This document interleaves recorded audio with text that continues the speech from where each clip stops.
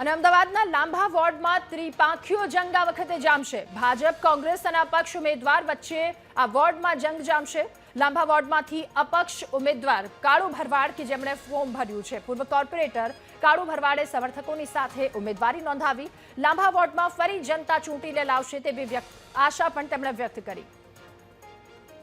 લાંભા માટે ઉમેદવારી છેલ્લા 2010થી હું કરું છું। 2010માં મારું વિન થયું।